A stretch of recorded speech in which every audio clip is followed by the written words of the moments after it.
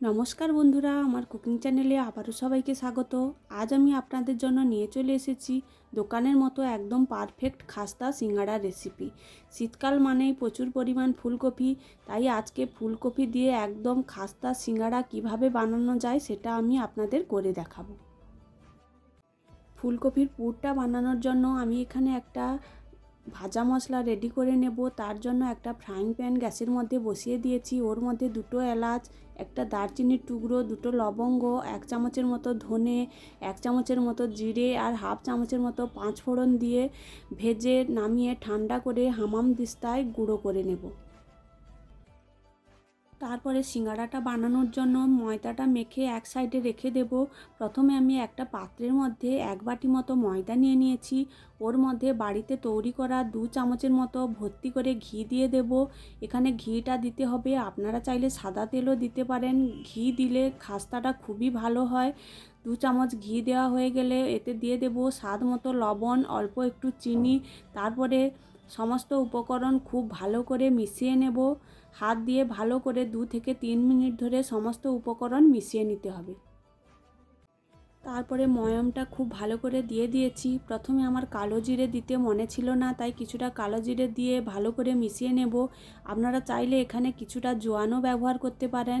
তারপরে কালো জিরে দিয়ে ভালো করে মেশানো হয়ে গেলে অল্প অল্প জল দিয়ে একটা শক্ত ডো তৈরি করে নেব, দিয়ে আধ ঘন্টা মতো ঢাকা দিয়ে রেখে দেব। তারপর আমি এখানে একটা ফুলকপি নিয়ে নিয়েছি। ফুলকপি থেকে ফুলগুলো এক এক করে ভেঙে নেব। পুরো ফুলকপিটা আমি এখানে দেব না, তাই কয়েকটা ফুল আমি এখানে ভেঙে নিচ্ছি। তারপরে একটা বটি দিয়ে ফুলকপির ফুলগুলো একদম ছোট ছোট টুকরো করে কেটে নেব। তারপরে আমি এখানে একটা আলু কেটে নেব। এখানে নতুন আলু নিয়েছি, আপনারা নতুন পুরনো যে কোনো আলু ব্যবহার করতে পারেন। আলুটা ছোট ছোট টুকরো করে কেটে নেব। আলুর ছালটা আমি এখানে ছাড়াইনি।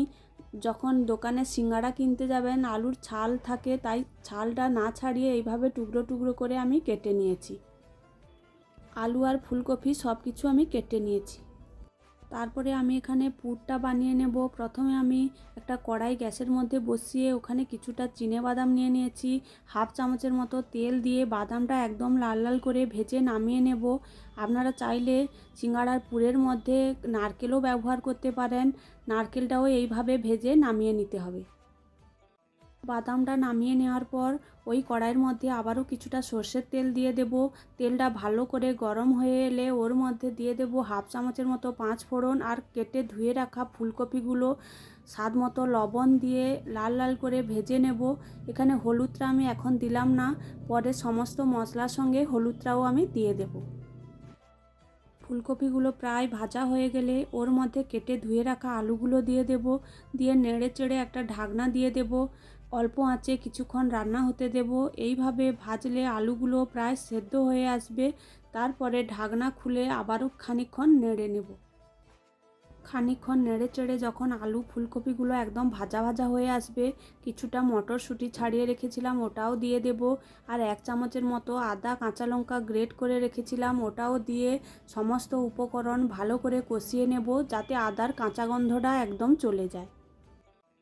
তারপরে ওর মধ্যে দিয়ে দেব কিছুটা হলুদ গুঁড়ো, লঙ্কার গুঁড়ো দিয়ে সমস্ত উপকরণ আবারও 2 মিনিটের মতো ভালো করে কষিয়ে নেওয়ার পর অল্প একটু জল দিয়ে ঢাকনা দিয়ে অল্প আঁচে খানিকক্ষণ সেদ্ধ করে নেব, যাতে সমস্ত সবজিগুলো একদম ভালোভাবে সেদ্ধ হয়ে যায়। তারপর ঢাকনা খুলে সবজিগুলো ভালোভাবে সেদ্ধ হয়ে গেলে খুন্তি দিয়ে একটু নেড়ে চেড়ে সবজিগুলো একটু ভেঙে ভেঙে দেব। তারপরে ওর মধ্যে দিয়ে দেব আগে থেকে যে ভেজে তুলে রেখেছিলাম বাদামগুলো, সেগুলোও ভালো করে মিশিয়ে নেব। পুরটা প্রায় হয়ে এসেছে। নামানোর আগে অল্প একটু লবণ আর অল্প একটু চিনি দিয়ে দেব। আর আগে থেকে যে ভাজা মশলাটা রেডি করে রেখেছিলাম ওটাও দিয়ে ভালো করে মিশিয়ে 2 থেকে 3 মিনিট নেড়ে চেড়ে একদম শুকনো শুকনো করে নামিয়ে নেব। ওদিকে পুরটা ঠান্ডা হতে থাকুক। এদিকে আগে থেকে যে ময়দাটা মেখে ঢাকা দিয়ে রেখেছিলাম ওটাও ঢাকনা খুলে 1 থেকে 2 মিনিট আবারও ভালো করে হাত দিয়ে মেখে নেব।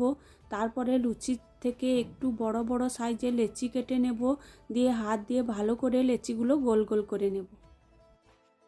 তারপরে একটা চাকতি বেলনি নিয়ে নিয়েছি, ওর মধ্যে কিছুটা শুকনো ময়দা ছড়িয়ে দেব, দিয়ে এক এক করে লেচি নিয়ে নেব, নিয়ে একটু লম্বা করে বেলে নেব।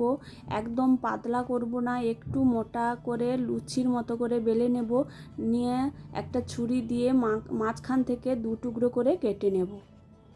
ছুরি দিয়ে কেটে নেওয়ার পর একটা সাইড আমি হাতের মধ্যে নিয়ে নেব, নিয়ে কাটা সাইডটা ভালো করে আঙুল দিয়ে জল লাগিয়ে 3 কোণা একটা শেপ দিয়ে দেব, দিয়ে আগে থেকে যে পুরটা বানিয়ে রেখেছিলাম ওটা ওর মধ্যে ভরে দিয়ে মুখের সাইডটাও ভালো করে একটু আঙুল দিয়ে জল লাগিয়ে সিঙ্গাড়ার মতো শেপ করে নেব।